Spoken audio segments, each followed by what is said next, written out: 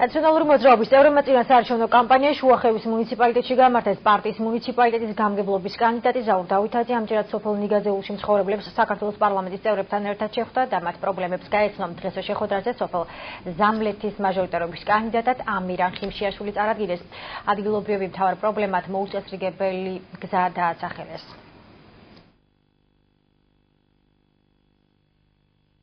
საკითხები იყო, რაც სოფელში მოსაწესრიგებელია, ყველაფერს შეგვიდა და ალბათ გაგვიკეთეს და ჩვენ კონკრეტულად წყალი იყო, გზა იყო,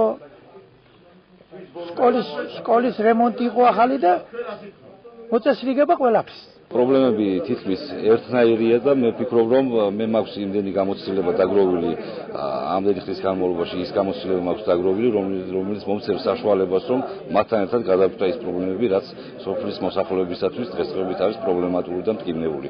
მე ვუსურვებდი ყველა პოლიტიკურ პარტიას, ყველა კანდიდატს, რომ ნორმალურად ჩაეტარებინოთ ყოველგვარი ერთმანეთის ლანძღვის გარეშე საარჩევნო კამპანია და ხალხს ჰქონდეთ იმის საშუალება, რომ რეალურ გარემოში, ძალიან მშვიდობიან გარემოში, დემოკრატიულ გარემოში აერჩიოთ მათთვის ასურველი კანდიდატურები.